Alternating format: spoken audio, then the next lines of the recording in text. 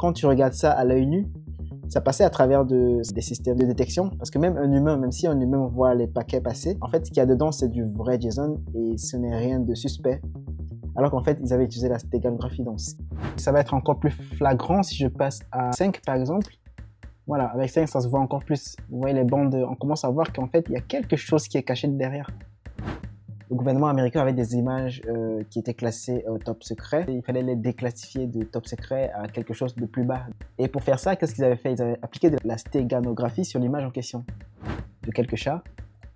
Et on a l'image d'un document officiel, ça peut être un passeport ou quoi, qu'on veut cacher dans l'image des chats. Et pour ça, j'ai écrit un petit programme. On a toujours la couleur marron, malgré qu'on a altéré quelques bits avec la couleur verte. Donc c'est là que réside le secret. On a enlevé 1, 1, 1, on l'a remplacé par 0, 0, 0. C'est pour avoir un masque. Hérodotus, dans son ouvrage intitulé Histories, nous parle d'un empereur grec qui s'appelait Hysterius. Il voulait envoyer un message secret à son subordonné Aristogas. Donc, Aristogas était à l'autre bout de la ville. Et pour envoyer le message, qu'est-ce que Hysterius a fait? Il a appelé son vassal, donc un serviteur qui travaillait pour lui. Il a mis le message sur son cuir chevelu. Il a laissé les cheveux repousser. Il a envoyé ce serviteur vers Aristogas en lui disant « Tu lui diras de te raser, de lire le message qui est inscrit. » C'est le début de la stéganographie. C'est juste le fait de pouvoir cacher un message dans un autre. Donc vous avez un message A et un message B. Et vous prenez le message B qui lui est secret, ne doit pas être connu, vous le cachez dans le message A. Et pour un utilisateur lambda qui voit le message passer, ça ne change rien parce que lui, il voit le message A qui lui peut être public. Et c'est là que réside vraiment le secret de pouvoir faire passer l'information de façon unsuspicious. Donc, il faut pas lever le doute sur l'utilisateur qui va le voir. Ça peut être dans un son, une photo, une vidéo, et même des supports HTTP. Donc, on va voir que dans les paquets HTTP, dans un protocole de communication, on peut encapsuler des bits qui ont un sens, en fait. Donc, tout ça ne va pas altérer le support en lui-même. Donc, la photo ou le son ou l'image ne sera pas altérée. Mais on va voir qu'on peut changer juste les bits qui vont faire en sorte que l'utilisateur qui voit passer ne sache pas que le message, en fait, a été altéré. Et je vais faire justement une démonstration en live sur une photo. Et on va voir que c'est un sujet qui est très passionnant. Et malheureusement, c'est vrai qu'aujourd'hui, il y a des gens qui l'utilisent à mauvais escient. Donc, il y a beaucoup de cyberattaques qui sont liées à la stéganographie. Mais il y a aussi de bonnes choses. On va voir que même les services de sécurité américains utilisent la stéganographie. Donc, ils peuvent cacher des photos dans une autre photo. Et c'est vraiment bluffant. Vous pouvez représenter tout ce que vous voulez si vous savez un peu comment manipuler l'information. Comme on a vu en introduction avec Hérodotus, il y a aussi la version physique où ça passe par un support physique, le Waxboard ou le Wax Tablet. C'est comme une petite tablette qui est en bois et sur laquelle on peut réécrire un message avec un encre invisible. Donc il faut appliquer un certain colorant pour pouvoir déchiffrer le message, pour que le message s'affiche en fait. Mais aujourd'hui, on va s'intéresser à la version digitale de la stéganographie et c'est parti. Il existe à peu près 4 chaînes d'application de la stéganographie digitale. Donc, il y a la stéganographie basée sur le texte. C'est juste le fait de pouvoir cacher des messages, enfin, cacher du texte dans un autre texte. Mais ça, c'est très compliqué parce que le texte initial n'aura plus de sens. Parce que si vous vous souvenez bien, le fait, c'est de passer inaperçu. Donc, si vous envoyez un texte qui n'a plus de sens parce que vous avez fait de la stéganographie dessus, bon, ce sera très vite suspicieux. Après, il y a le image-based steganography qui sera la stéganographie sur l'image. Donc, c'est ça que je vais illustrer dans la vidéo avec un exemple tout à l'heure. Et là, en fait, c'est le fait de pouvoir cacher des informations dans l'image. Je vais appliquer dans mon exemple ce qu'on appelle Least Significant Bit, donc LSB. Je ne sais pas si vous savez comment les images sont stockées. Si vous arrivez à me voir, c'est parce que votre ordinateur, votre support, votre téléphone est capable d'afficher les pixels de mon visage, en fait. Mais est-ce que vous savez réellement ce qui se passe derrière? Pour faire une couleur, il faut faire des pixels. Et la plupart du cas, bon, pour faire simple, je vais partir sur du RGB. Donc, il y a le rouge, red, green, blue, rouge, vert et bleu. Donc, avec juste ces trois combinaisons, on peut fabriquer toutes les couleurs qui existent. Sur votre ordinateur, à chaque pixel, donc c'est la plus petite information que tu peux représenter sur un écran. C'est comme des cases en fait, donc l'écran est divisé en plusieurs cases et la plus petite case s'appelle un pixel. Voilà, et dans ce pixel, vous allez mettre le RGB, la couleur RGB. Bon, ça, c'est l'image-based steganography. Après, il y a le vidéo steganography. Bon, c'est comme c'est comme l'image, en fait, parce que une vidéo, c'est juste une succession d'images. Donc, mais l'idée avec la vidéo, c'est que on peut encoder beaucoup plus on peut cacher un message beaucoup plus gros. Parce que une image, bon, comme j'ai dit, une image, si vous avez même si vous avez une image 4K, c'est une taille assez grande. Bon, mais ce n'est pas assez grande pour cacher vraiment quelques mégas d'informations. En fait, dans une image, vous pouvez cacher pas beaucoup de choses parce que vous risquez d'altérer l'image en elle-même. C'est là qu'on introduit maintenant la vidéo, parce que la vidéo, c'est plusieurs images. Donc, si vous avez des mégas à cacher, vous pouvez cacher dans la vidéo, en fait. Et quand je dis vidéo, ça peut être une vidéo qui est déjà toute prête, ou ça peut être où vous la chargez et vous cachez dedans. Ça peut être dans du streaming. Donc, parfois même dans du streaming, du streaming qui passe en live, il y a des informations qui sont secrètes, qui sont cachées. Et après, il y a le audio-based steganographie. Ça, c'est aussi intéressant. Je ne sais pas si je vais faire un exemple là-dessus en live, mais c'est pouvoir cacher dans de l'audio parce que il y a aussi il y a des positions. Donc, comme on a vu avec l'image, que si vous changez le least significant bit, donc si vous changez juste le dernier pixel, vous n'allez pas changer la représentation visuelle de l'image. C'est pareil pour l'audio. Quand vous changez, il y a des zones où quand vous changez, vous n'allez pas altérer le son en lui-même. Et après, il y a le network steganographie, comme je l'ai dit, c'est de pouvoir cacher de l'information dans des paquets, que ce soit le TCP, UDP, ICMP et ainsi de suite. Et alors, je ne sais pas si vous vous rendez compte, mais tout ce qu'on voit passer sur Internet, ce n'est pas forcément... en fait, il faut toujours essayer de lever le doute. Bon, maintenant, vous allez me dire, c'est bien beau, mais ça sert à quoi de faire de la stéganographie alors qu'il y a déjà la cryptographie? Parce que si vous vous souvenez, la cryptographie est beaucoup plus sécure parce qu'il y a il y a du chiffrement là-dessus qui permet de chiffrer les données.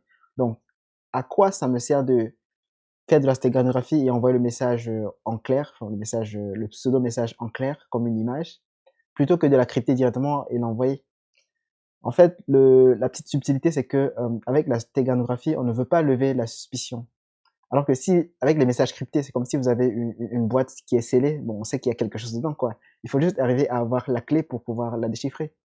Même si on va dire que la clé c'est une clé de 256 ou je ne sais pas, une clé qui est très grosse et qui est presque indéchiffrable. Mais quand même, le but ici avec la steganographie, ce n'est pas d'attirer l'attention. On ne veut surtout pas attirer l'attention.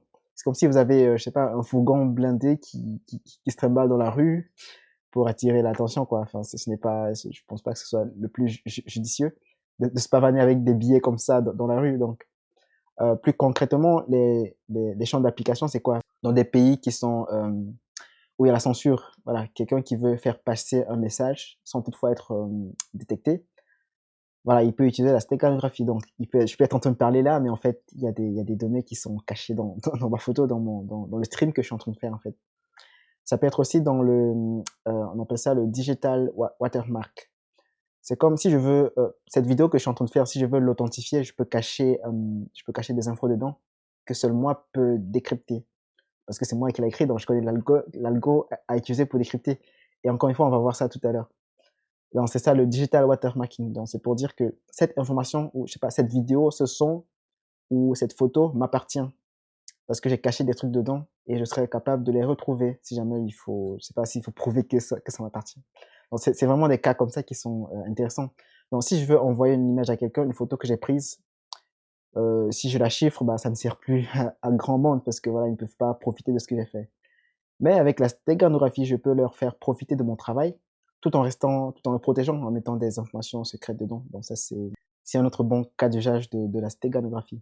Après, bon, comme je l'ai dit, il y a aussi de la cyber-attaque là-dedans parce qu'il y a des gens qui font de la steganographie un outil pour la cyberattaque tout simplement. Donc, tout ce qui est des campagnes de phishing, ils vous font cliquer sur un code. Vous pensez que c'est une image, mais en fait, c'est un exécutable qui va se lancer et ainsi de suite. En 2020, il y avait la Deutsche e-commerce security platform qui avait publié un article selon lequel il y a beaucoup de sites de e-commerce, de sites de vente qui avaient été hackés parce que il y avait du contenu malicieux dans les SVG. Donc, c'est les images qui sont sur ces sites. Donc, par exemple, typiquement, vous avez peut-être, je sais pas moi, Amazon. Et en fait, le logo, vous savez, le logo Amazon qui a été attaqué, qui a été piraté, mais vous ne savez pas parce que visuellement, ça ressemble toujours à Amazon. Mais en fait, sauf que avec cette technique, les hackers ont pu soutirer les informations des cartes bancaires, des cartes bleues des utilisateurs. Tout simplement parce que, bah, en fait, à l'œil nu, on peut pas se rendre compte que c'est pas le même site, en fait. Toujours en 2020, il y a une société qui fabrique des logiciels qui s'appelle SolarWinds. Ils avaient été hackés et voilà, à l'aide de la stéganographie, ou je sais pas si je vais dire à l'aide ou à cause, mais ils avaient utilisé une faille de sécurité avec des payloads. Les hackers, qu'est-ce qu'ils avaient fait? Ils avaient utilisé la stéganographie pour pouvoir transférer le message. C'est-à-dire que l'attaque de base même, c'était une attaque classique pour pouvoir faire du ransomware, donc ils avaient utilisé d'autres techniques. Mais sauf que quand ils ont réussi à s'installer sur la machine de la victime, il fallait donc faire transiter les informations sur leur serveur. Donc, c'est là qu'ils ont intégré la stéganographie pour pouvoir cacher ce qui se passait. Ils ont fait ça avec du JSON, donc c'était du message avec une en-tête et un body, ainsi de suite. Mais sauf que voilà, quand tu regardes ça à l'œil nu, ça passait à travers des systèmes de détection, parce que même un humain, même si un humain voit les paquets passer et qu'il essaie de voir ce qu'il y a dedans, en fait, ce qu'il y a dedans, c'est du vrai JSON et ce n'est rien de suspect. Alors qu'en fait, ils avaient utilisé la stéganographie, donc ce qui fait que ça passait de façon, voilà, de façon claire, mais sans lever le doute. Donc voilà, c'est un cas typique où la stéganographie sur le texte peut être utilisée parce que voilà, on n'a pas beaucoup d'informations à passer, on fait des petits chunks, des petits blocs de messages dans le response body. Évidemment, je le dis ça, je ne dis pas d'aller faire pareil pour attaquer. Je dis il faut être, il faut toujours avoir un esprit critique sur ce qui passe, surtout si on est administrateur de système ou je ne sais quoi. Donc, peu importe, même un utilisateur lambda qui n'est pas informaticien, donc il faut toujours faire attention à ce qui semble être inoffensif, parce que ce qui ressemble à un chat n'est pas forcément un chat. Un dernier exemple qui avait été utilisé par les Américains, en fait, the image downgrading problem. Alors, ce problème, il ne s'agit pas de resizer les images ou quoi. En fait, c'est juste que le gouvernement américain avait des images qui étaient classées top secret. Et après, il fallait downgrader, donc il fallait les déclassifier de top secret à quelque chose de plus bas, donc un niveau plus bas de classification. Et pour faire ça, qu'est-ce qu'ils avaient fait? Ils avaient appliqué de la stéganographie sur l'image en question. Exemple, on a cette image-là. À droite, c'est l'image blanche. J'ai l'air d'apercevoir un lapin. Voilà, dites-moi ce que vous voyez, mais je vois un lapin là. Là, c'est un lapin avec ses oreilles. Les deux points noirs, c'est les extrémités de ses oreilles. En tout cas, c'est ce que je vois. En tout cas, il a l'air d'être sur une banquise. Mais en fait, c'est pas ça l'image. L'image originale, c'est cet avion qui n'est rien d'autre qu'un avion de chasse. Ok. Voilà. Et ils expliquent en bas ce qu'ils ont fait. Donc, il dit, the first least significant bit plane of Arctic Air have been replaced with the seven most significant bit plane of F1. Voilà. En fait, ils ont combiné ces deux images-là. Ils ont pris les bits de LSB, ils ont remplacé par les MSB de l'autre image. Ce qui fait que, en deuxième étape, on se retrouve avec quoi? Des 6 least significant bits. Pareil, ils ont fait ça pour les 6 derniers. Donc, au début, c'était les 7 derniers bits qui remplacent ceux du bas. Après, les 6 derniers. Et après, les 5 derniers, ainsi de suite. Voilà. Donc, au fur et à mesure, vous avez vu, c'est là qu'on voit vraiment, ici, on voit vraiment la transformation. On a le char qui disparaît, qui se fond carrément au bout de la 5e application. Et là, encore une fois, bon là, à ce niveau, il est déjà bien caché. Ils sont passés à 4 et ensuite 3. The three least significant bit planes of Arctic. Voilà. Ainsi de suite. To the first, bon là c'est le premier. Voilà. On se retrouve avec une image qui est carrément cachée, qui est déjà cachée. Voilà. Et là, si tu veux retrouver l'image originale, bah tu fais le chemin inverse pour retomber là-dessus, comme ils ont fait. C'est très, encore une fois, voilà, c'est des exemples. Donc voilà, maintenant, de façon concrète en langage C, comment est-ce qu'on peut implémenter ça? On va essayer de prendre deux images, les lire en langage C et ensuite faire de la stéganographie. Donc prendre l'image A et la cacher dans l'image B. Et pour ça, j'ai trouvé d'abord un site qui va expliquer ce qu'on va faire. Après, je vais implémenter ça en langage C. Donc le site s'appelle iconhenry.co.uk et en fait, il donne quelques exemples. On peut prendre, si je choisis Walerius et, et Lena par exemple, Lena très connue pour OpenCV. Voilà, et à la fin ça donne ça. Donc on a l'image à gauche, ça s'appelle le cover photo, donc c'est l'image principale qui est visible par tout le monde. Et celle du milieu, Lena, c'est l'image qu'on veut cacher en fait. Et à droite, c'est le résultat. Donc là, on voit bien qu'on a réussi à cacher Lena dans le... Et ça, je vais l'implémenter en langage C. Alors, comment ça marche? How it works? En fait, comme on a dit tout à l'heure, les images, c'est juste une suite de pixels. Donc, les pixels qui permettent de représenter des couleurs. Donc, ça veut dire quoi? Que le cover pixel, donc l'image qui est visible par tout le monde, on va prendre l'exemple que, on va dire qu'un pixel donné, je sais pas, par exemple, au niveau de ses dents, par exemple, c'est juste un exemple, on a par exemple cette valeur, donc c'est une valeur RGB, donc le R qui est codé sur 8 bits, donc là c'est vraiment les bits, donc c'est un byte, un octet. Bon, ça, on va pas revenir dessus. Donc, ici, c'est le R. Ensuite, le G et le B. Supposons que ça donne cette couleur marron. Et on a le secret pixel qui vient de l'ENA, de l'image de l'ENA qui est au milieu. Et elle aussi, elle a son RGB. Donc ça, c'est vraiment, ce n'est pas l'image entière, c'est juste une partie, c'est le premier pixel de l'image. Donc on se focalise sur un seul pixel et on va le faire pour tous les pixels de l'image. Pareil, là, on a le R, le G et le B. Et après, on aura le output pixel qui représente l'image qui est cachée, dans lequel on a mis l'ENA. Donc, on a aussi le RGB. En fait, le principe, c'est quoi? Each channel red, green, blue of 8 pixels of an image represented by 8 bit value. Donc ça, on l'a déjà dit. En fait, on va prendre le list significant bit. Donc ça veut dire quoi? On va sur l'image cover, l'image qui est accessible à tout le monde, l'image qu'on peut montrer. On va dessus et en fait, on va prendre n égale 3. On se place sur l'image cover, on prend tous les 3 derniers bits, on va les jeter et on va les remplacer par les 3 premiers bits de l'image secrète. Donc là, par exemple, ce qui est dans le cover pixel, tout ce qui est en bold, en gras, c'est ce qu'on va garder. Et après, tout ce qui est le list significant bit, on va les jeter. Donc, sur le R, on va jeter 1, 1, 1. Sur le G, on va jeter 1, 0, 1. Et sur le blue, on va jeter 0, 1, 1. On va les remplacer. Quand je dis jeter, c'est on va remplacer par les premières valeurs du secret. Donc, 0, 10. Donc, en fait, le 1, 1, 1 d'ici sera remplacé par 0, 10. C'est ça qu'on a à la fin, en fait. Tout ce qu'on a comme output pixel, ce sera ça. Voilà, donc on prend les premières valeurs avec n égale 3, parce que ça peut varier aussi. Si je veux, je dis n, 4, 5, ainsi de suite jusqu'à 8. Voilà, n peut varier de 0 à 8. Ici, c'est l'exemple avec n égale 3. Ça, c'est vraiment le cœur de ce que je vais implémenter. Donc, si on a compris ça, on a tout compris, quoi. Et là, on se rend compte que, en fait, la couleur marron qu'on avait au départ, on a juste altéré quelques bits avec la couleur verte, mais le résultat n'a pas changé, en fait. On a toujours la couleur marron, malgré qu'on a altéré quelques bits avec la couleur verte. Donc c'est là que réside le secret de la stéganographie avec les images. Et donc ça, c'est le cas avec les images, mais on peut aussi, ça marche avec un son ou un audio. C'est juste la façon d'encoder qui n'est pas la même. Ici, on travaille avec des pixels, mais avec l'audio ou la vidéo, bon, la vidéo, c'est des pixels, mais avec l'audio ou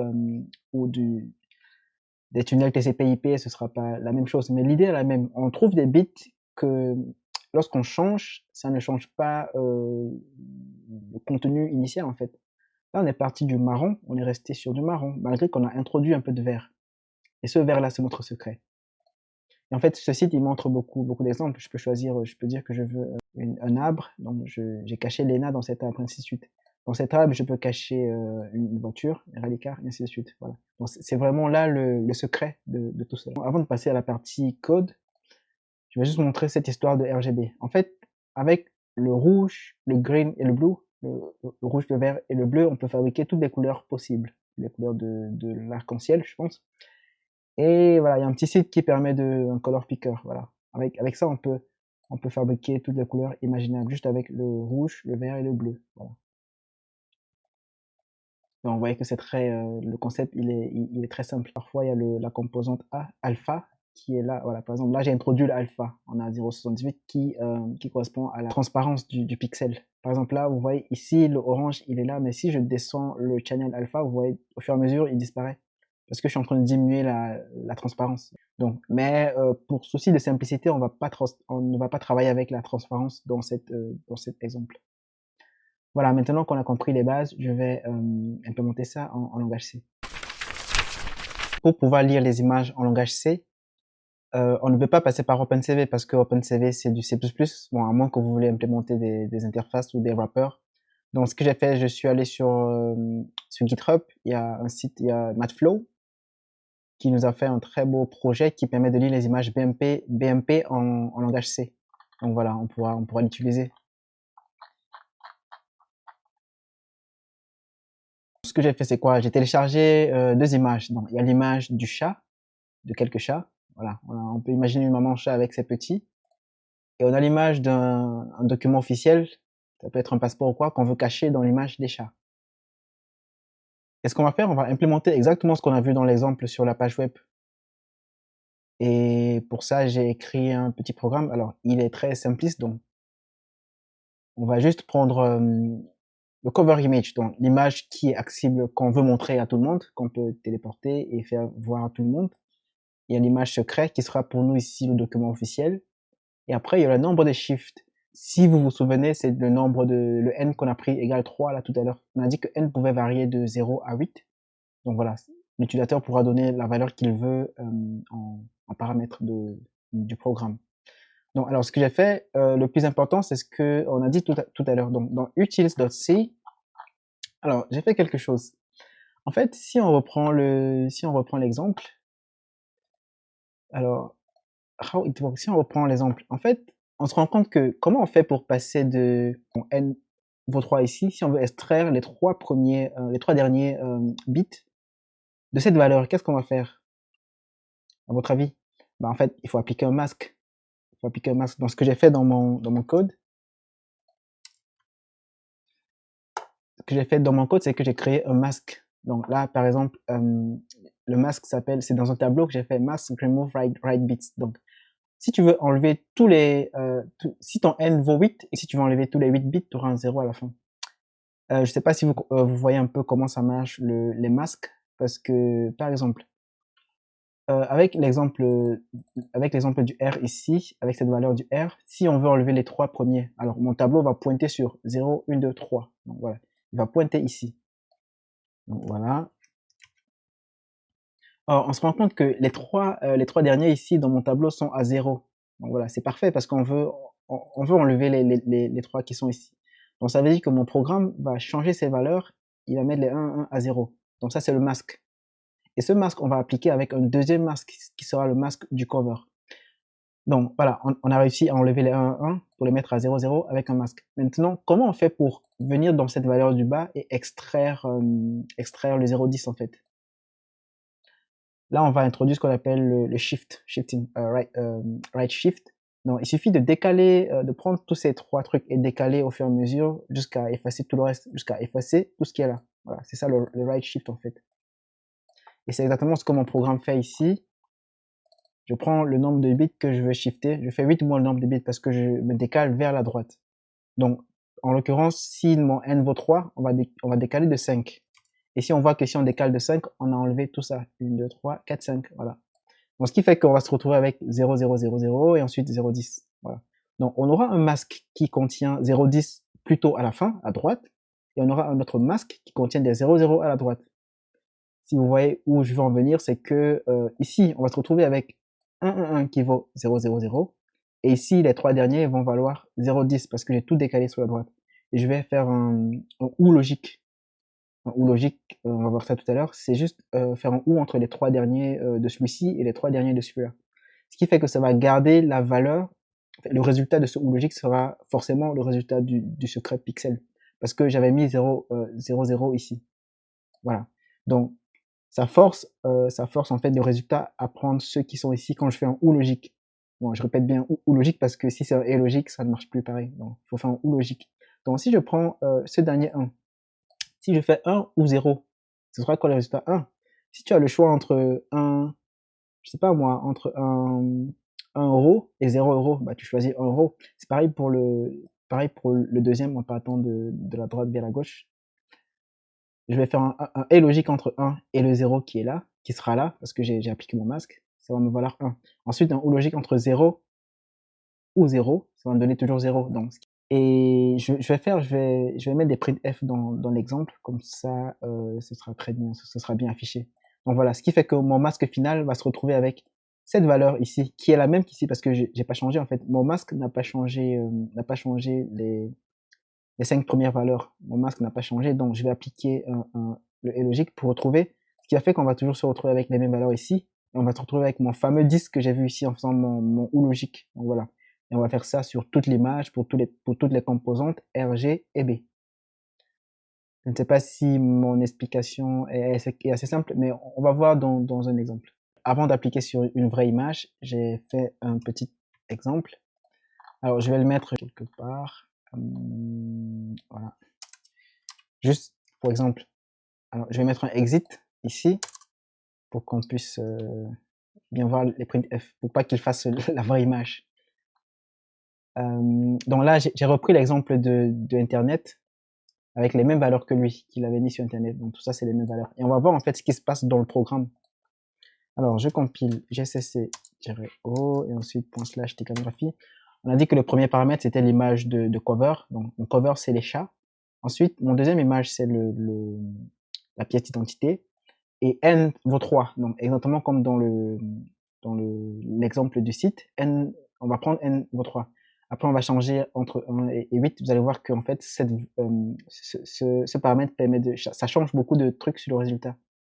Donc voilà, si je lance. Ah oui, pardon, il faut mettre le debug, bien sûr. Il faut activer le debug en fait.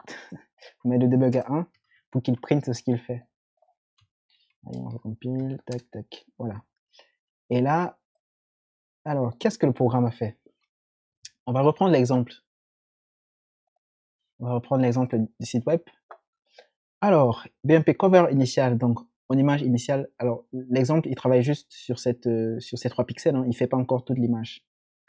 Il me dit, mon cover initial, j'ai la composante R qui vaut 167, green 93, blue 27, exactement comme sur l'image. On a RGB 167, 93, 27. Et on a exactement les mêmes valeurs en binaire en fait. Donc, les mêmes valeurs en binaire. Donc ça c'est juste une conversion basique. La fonction elle est là, print binary. En fait c'est juste bon ça je ne vais pas m'attarder là-dessus parce que c'est juste une conversion de décimale en binaire. Et ça c'était juste par souci pour afficher en fait pour afficher tel que vous voyez à l'écran. Donc j'ai le cover initial, donc c'est la valeur de l'image initiale. Après j'ai le BMP secrète qui est la valeur en secret, enfin, qui est la valeur de l'image dans la pièce d'identité. Pour l'instant, on n'a rien fait, on a juste affiché les valeurs qu'on a lues sur l'image. On a juste affiché le pixel qu'on a lu sur l'image, RGB du cover et RGB du secret. Maintenant, ça devient intéressant quand on va extraire le masque. Donc ici, le programme dit BMP cover mask. Ce que je disais tout à l'heure, voilà, on est parti du cover initial qui est là. Ensuite, comme n valait 3, ça veut dire qu'on a enlevé tous les bits qui étaient ici, on a enlevé 1, 1, 1, on l'a remplacé par 0, 0, 0. C'est pour avoir un masque.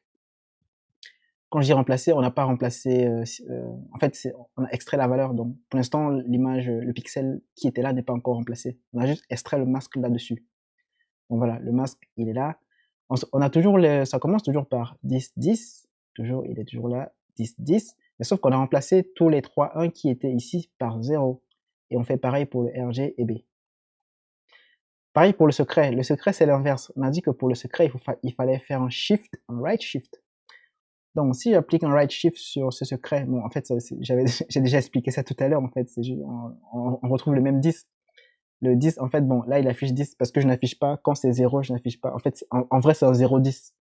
C'est un 0, 0, 0, 0. En fait, il y a 6 0 devant avant le 10, là. C'est pour ça qu'il affiche pas.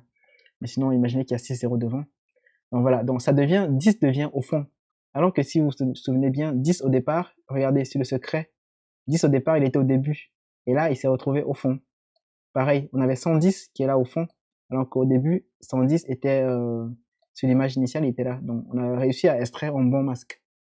Et maintenant, le plus simple, maintenant la dernière étape, c'est c'est d'appliquer un ou logique entre le secret de mon cover et le secret de mon masque. Donc, si je fais un ou logique entre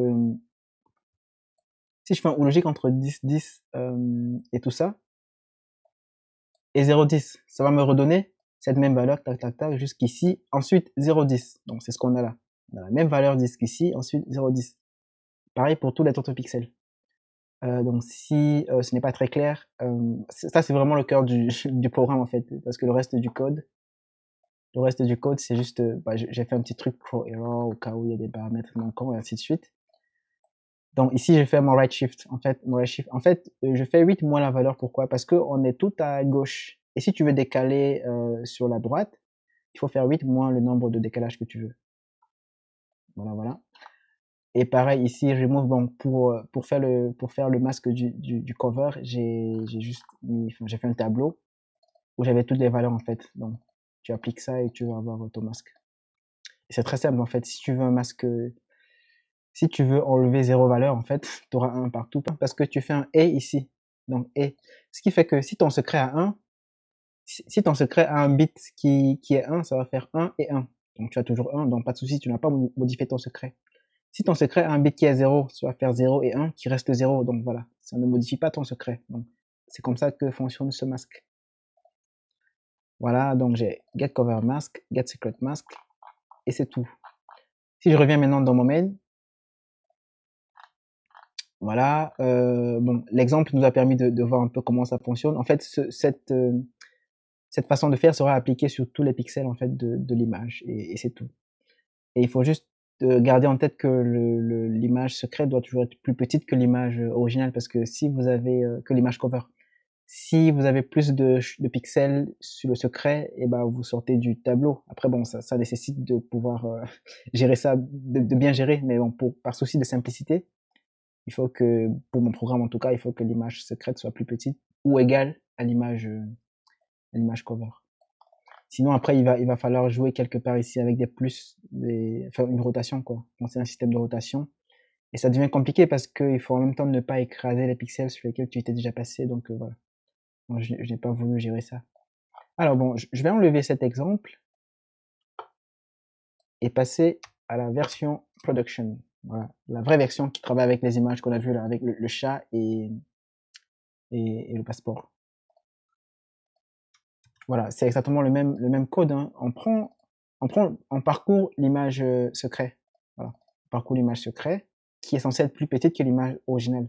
Parce que si tu commences par parcourir l'image originale qui est plus grande, bah tu vas avoir un segfault, enfin tu vas sortir des pixels du secret parce que ton secret est censé être plus petit.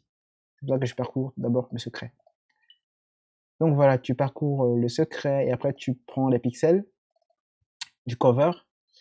Bon là, les affichages, alors je vais enlever les affichages, sinon on aura une tonne d'affichage dans le terminal, donc je vais repasser debug à 0. Et voilà, ce qui est intéressant, c'est que on va maintenant voir toute la magie de la stéganographie en fait. Donc là, je prends les pixels X, Y, Z, je prends le cover, je prends le masque, donc get mask, je lui donne les RGB initiaux, et je dis donne-moi les masques en fait, le cover masque. Quel est le masque du rouge, quel est le masque du green, et quel est le masque du blue. Pareil, je fais cover mask, et après secret mask. Après bon, juste des affichages, des affichages. Et après, le nouveau R, bah, l'image finale aura un R qui est constitué du cover mask avec un OU, c'est ça le fameux OU, la barre transversale, la barre verticale, la barre verticale, pardon. Voilà, on prend le masque du cover, on fait un OU avec le masque secret. Pareil, pareil. Et en fait, encore une fois, le masque cover, les N premiers bits n'ont pas changé. Donc tu fais un OU avec les N derniers bits du masque. Ce qui fait que ça va jumeler les deux en fait. Donc si vous... J'ai essayé d'expliquer ça tout à l'heure, donc si vous n'avez pas vu, vous pouvez revenir un peu pour voir un peu ce qui se passe au niveau du OU logique. Voilà, new air, new green, new blue. Et voilà, je fais set. Bon, encore une fois, c'est une fonction qui a été écrite par, que j'ai pris sur GitHub. Je vous ai montré le lien GitHub tout à l'heure. Donc c'est une petite bibliothèque simpliste qui permet de lire les pixels. Donc je vais pas m'attarder là-dessus. Je vais juste appeler les fonctions dont j'ai besoin. 7 pixels, donc je modifie le pixel. Et en fait, BMP cover. Donc le nouveau cover va être le new air, new green, new blue. Voilà, print binary. Bon là, il ne va rien afficher parce que j'ai mis debug à 0. Après, j'affiche le résultat dans une nouvelle image qui va s'appeler steganresult.bmp. Après, je fais bclose pour free memory. Voilà. Alors, est-ce que vous êtes prêts pour la magie sous vos yeux ébahis? Allez, gcc-o, maintenant. Alors, je lui donne avec 3. Donc, on a exactement le même code que tout à l'heure. Et là, entrée. Voilà, il m'a créé une image steganresult.bmp. C'est ce que j'avais mis ici, en fait. steganresult.bmp. Alors, qu'est-ce que ça donne? Une très belle image de chat dans laquelle on a réussi à cacher notre passeport, en fait, notre document officiel. Donc, au départ, on avait ça, qui est l'image de chat. Et en fait, ce document est à l'intérieur, mais personne ne peut savoir, en fait. Parce que c'est tellement bien fait que voilà, on ne peut pas savoir qu'il y a quelque chose dedans. Et c'est vraiment toute la magie de la stéganographie. Donc, je vais jouer avec le paramètre n. Vous allez voir qu'en fait, ce paramètre n, le nombre de fois que tu vas décaler les bits, ça va beaucoup jouer en fait sur l'image originale. Donc, par exemple, si je lance avec 1, donc voilà, j'ai décalé 1. Et vous voyez que, en fait, le moins tu vas décaler de pixels, plus tu auras de netteté, en fait, plus ce sera crédible, en fait. Donc voilà, l'image est plus nette, à mon avis, avec 1. Parce que si je reviens avec 3, vous voyez, en fait, ça commence, je sais pas si vous voyez bien, mais ça commence à apparaître un peu des artefacts. Donc, on voit bien qu'il y avait les barres qu'on voyait sur l'image, voilà. Par exemple là, je sais pas si vous voyez les barres qui sont là. En fait, ce sont des barres qui se répliquent. Ce sont des barres qui viennent de là, en fait, qui se répliquent sur ce côté noir, dans les bandes noires de l'image originale. Donc, plus on va augmenter les pixels, donc plus on va augmenter le N, plus on a des fortes chances d'exposer le secret. C'est pour ça que je vais, bon, pour cet exemple, je pense que le 2, on va rester entre 2 et 1. Si on veut vraiment être propre. Parce qu'avec 1, voilà, ils ont disparu. Avec 1, ça disparaît. Je sais pas si vous voyez, alors, je sais pas si ce sera visible à l'écran, mais si on se concentre sur cette petite maisonnette là, et que je relance avec 3. Allez, tac, vous avez vu, ça apparaît. Mais si je relance avec 1, il n'y a plus rien. C'est plus net. Et ça va être encore plus flagrant si je passe à 5 par exemple. Voilà, avec 5, ça se voit encore plus. Vous voyez les bandes, on commence à voir qu'en fait, il y a quelque chose qui est caché derrière. Et si je passe à 7, voilà, à 7, c'est encore plus flagrant, enfin, ça ne ressemble plus à rien. Donc en fait, ce paramètre, c'est intéressant de pouvoir jouer avec voilà, pour savoir quel est le bon chiffre qu'il faut utiliser. Donc je pense que pour moi, ce serait au maximum 3. Donc avec 3, on arrivera à avoir quelques trucs, mais c'est parce que je sais qu'il y a des bandes noires dans le passeport original. Donc 3, c'est déjà pas mal. Après, si je veux vraiment cacher pour de vrai, bah, il faut passer à 1. Mais en fait, le truc, c'est que il y a aussi un downside, un side effect, c'est que le moins si tu passes à 1, par exemple, quand tu vas vouloir faire le chemin inverse pour extraire ton passeport, ce sera un peu plus difficile. L'image originale ne sera pas ce sera pas comme le passeport original, en fait. Donc, il faut bien jouer avec un seuil qui sera ni trop petit, ni trop bas. Donc, je pense que 3, entre 3 et 4, c'est pas mal. Donc, voilà. Je pense qu'on peut rester avec 3. Et ce code, si vous voulez avoir ce code, je vais le mettre sur mon GitHub, CByteball. Et voilà, je vais mettre le lien aussi je vais mettre le lien dans la barre de description de la vidéo. Voilà, dites-moi ce que vous en pensez. En fait, on peut améliorer ce programme, hein, bien sûr, pour qu'il fasse beaucoup de trucs. Mais là, c'était juste un exemple pour essayer d'illustrer un peu le concept. Et c'est exactement comme ça que marche aussi pour l'audio. Il suffit de lire l'image, enfin, il suffit de lire le fichier audio et d'aller au niveau des pixels qui ne varient pas le son. Par exemple, là, vous m'écoutez, mais si quelqu'un modifie quelques bits sur l'encodage de ma voix derrière, il n'aura pas modifié, en fait, vous allez toujours m'entendre bien. Donc, il y a des parties comme ça que si on touche, on n'a pas modifié le message original. Mais par contre, la personne pourra redécoder et extraire les bits qu'il veut. Donc, sur mon image initiale, il suffit que j'applique le chemin inverse pour décoder, en fait, l'image originale que j'avais vue. Il suffit de faire le chemin inverse. Je peux pas finir sans parler un peu de ce que Wikipédia pense par rapport au sujet. Donc voilà, déjà d'emblée, c'est très intéressant parce qu'on voit qu'il donne des exemples concrets. Là, on a des images en fait, et en fonction du filtre que tu appliques sur l'image, tu pourras déchiffrer le message qui est caché. Donc voilà, si tu fais the same image viewed by white, blue, green and red lights. Comme je disais, une image c'est du RGB. Donc si tu extrais que les pixels bleus ou que les pixels verts ou que les pixels rouges, tu pourras voir ce qui est caché derrière quoi. Parce que là, le 4 par exemple, le 4 il est encodé que du vert. Donc à la partie R a été mis à 0, la partie B a été mis à 0. Donc il n'y a que le green, les pixels du milieu. Là, je parle du 4. Le pixel du milieu a été mis en vert. Pareil pour 5. Le pixel red, donc le premier a été mis en 255 et le reste a été mis à 0. Ce qui est noir autour, ça a été mis à 0 et ainsi de suite. Code chat from transcription of steganographer. En fait, oui. Bon, à l'époque, c'était plus où tu avais un dictionnaire de correspondance. Mais est-ce qu'on peut dire que quelqu'un qui encrypte un message... En fait, le but, je pense que pour savoir si c'est de la cryptographie, il faut se poser la question, est-ce que le message n'a pas été altéré? Est-ce que ça fait toujours un sens? Parce que si tu chiffres ton texte et qu'après le texte n'a plus de sens, bah, ça devient un message crypté, quoi. Ce n'est plus là, ça devient la cryptographie et non la stéganographie. Donc voilà, digital message. Là, c'est intéressant parce que l'image de cet arbre-là, quand tu appliques la stéganographie là-dessus, tu te retrouves à avoir l'image originale d'un chat. Ouais, image of a cat extracted from the above tree image. Donc cette image d'un arbre semblait inoffensive. En fait, quand tu appliques de la stéganographie, tu fais du color component dessus. Après, tu fais une normalisation. Donc la normalisation, c'est de ramener tes pixels dans un range. Voilà. par exemple, on a dit que RGB c'était de 0 à 255. Tu peux appliquer une normalisation qui dit que tous les pixels qui sont au-dessus de 40 par exemple vont être ramenés à 40. Donc voilà, tu fais un seuillage pour rester dans la tranche 0,40. Voilà. C'est à peu près ça qu'ils ont utilisé. Bon, c'est un algo comme ça, je dis pas que c'est ça, mais c'est ça qu'on appelle la normalisation en tout cas. Et voilà, ils ont mis un exemple de l'audio. Voilà, au départ, on a juste ce simple mot, the word Wikipedia is drawn using computer software. Après, l'image, en fait, cette image a été transformée en son. Donc, je vais jouer le son. Je sais pas si ça va faire, si vous l'entendrez de votre côté.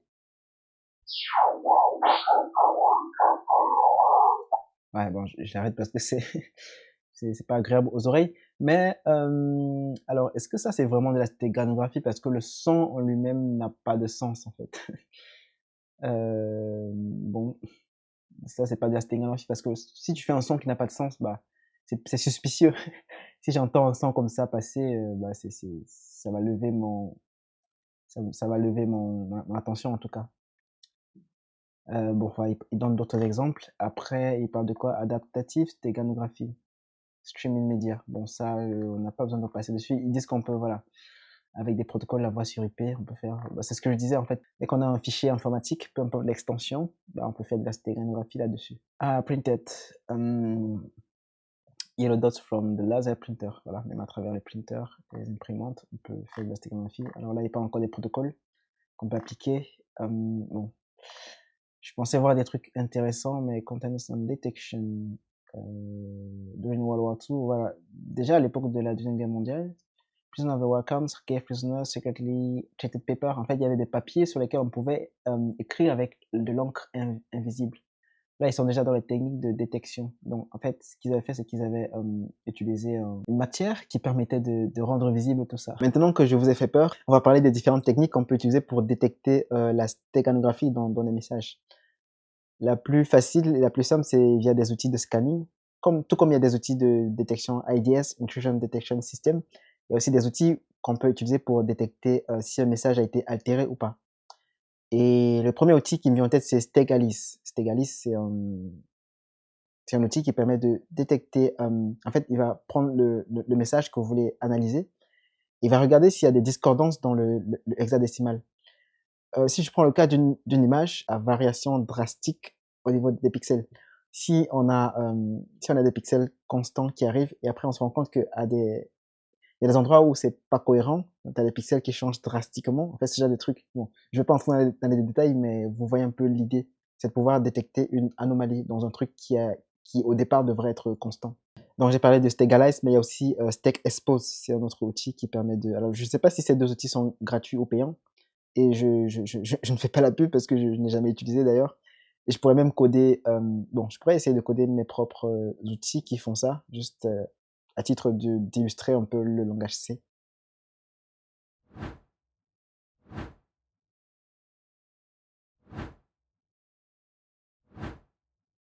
En tant que bon chrétien, je ne peux pas finir cette vidéo sans vous parler du Ave Maria Cipher. En fait, on a vu en début de cette vidéo que Hérodius avait écrit un message sur le cuir chevelu de son valet. Mais en fait, là, c'était pas vraiment la première forme de la stéganographie parce que c'était encore sur la version physique. Mais il y a une version qui était plus évoluée et c'est la première version qui a été la plus évoluée, c'est celle de Johannes Trithemius. En fait, qu'est-ce qu'il a fait? Il a écrit une prière dans un livre. C'était comme un livre de prière, mais en fait, ce n'était pas vraiment une prière parce que ce qu'il a fait, c'est qu'il a changé les lettres de l'alphabet. Il a fait une correspondance entre chaque lettre de l'alphabet et un mot qui avait un sens en prière latine. Et c'est là tout l'intérêt parce qu'on a dit que la stéganographie doit toujours faire un sens, ça ne doit pas lever la suspicion. Donc lui, dans sa prière, bon, c'était un livre de prière qui passait de façon inaperçue parce qu'en vrai, ça n'a rien de suspicieux, ça a tous les attributs d'une prière, d'un livre de prière en tout cas. Et c'est comme ça que voilà, ils ont pu se communiquer des informations. Après, le récepteur de l'autre côté devait juste faire le chemin inverse en fait, de prendre le mot pour retrouver la lettre de l'alphabet qui correspond pour pouvoir trouver le message original qui a été envoyé. Donc voilà, il y a ce site-là, practice.citycyber.org, qui parle de la cryptographie Ave Maria. Donc voilà, en fait, le cipher, il a été écrit, bah, là ils disent 1518, mais je pense que c'est bien avant, c'est autour de 1499-1500. Il ressemblait à ça, le cipher en question de Johannes. Voilà, le A, en fait, pour chaque lettre de l'alphabet, il y avait deux mots que tu peux utiliser pour coder cette lettre, en fait. Et là, c'est très ingénieux parce que tu peux choisir l'un ou l'autre des mots en fonction du mot qui vient avant pour faire comme ça, tu as plus de choix pour faire un message qui est intelligible, enfin, un message qui a du sens. Voilà, en fonction du mot d'avant ou d'après, tu peux choisir un autre mot pour encoder le mot suivant. Et voilà, du coup, alors, ils disent qu'il n'y avait pas encore la lettre J, W et V à l'époque, donc voilà. L'auteur a juste remplacé le J par le I, et ainsi de suite. Et le petit exemple, c'est hello. Donc, si tu veux dire hello, tu vas dire Optimus, Dominus, Immortalis, Immortalis, Imperator. Alors, c'est intéressant parce que ça fait un sens en fait en termes de prière. J'ai le droit de faire ma prière avec des mots que je veux. Je peux répéter Immortalis 2 fois, ça ne lève pas la suspicion. Du coup, c'est ce qui fait que son cipher, ça passe bien. Dans des cas où tu veux passer de façon inaperçue, tu peux écrire vraiment ce que tu veux entre guillemets et ça fera du sens. Parce que les mots qu'il a choisis, c'est des mots quand ils sont agencés ensemble, bah, c'est des mots qui ressemblent vraiment à une prière et c'est très ingénieux. Voilà, c'était l'instant biblique. C'est déjà la fin de cette vidéo. J'espère qu'à partir de maintenant, tu feras attention à tout ce qui est images, vidéos, audio et ainsi de suite. Surtout quand ça vient de l'extérieur en fait, parce que le danger vient de là, ça vient de l'extérieur. Tout ce qu'on télécharge sur Internet ou tout ce qu'on peut recevoir sur une clé USB. Et c'est pour ça que l'une des façons de se prémunir, c'est quand vous téléchargez par exemple un fichier sur Internet, il y a ce qu'on appelle un checksum. Donc, celui qui a mis le fichier sur Internet va mettre un checksum qui est à peu près le hash de ce fichier. Ce qui fait que quand vous allez le télécharger sur votre disque dur, vous allez recalculer le checksum pour être sûr que ça donne le même que ce que vous avez vu sur Internet. Donc, si ça ne donne plus la même chose, c'est que le message a été altéré entre-temps. Et voilà, vaut mieux pas faire confiance. Est-ce que vous avez remarqué que tout au long de cette vidéo, la guitare qui était juste là a disparu? Vous vous êtes fait avoir par ma stéganographie.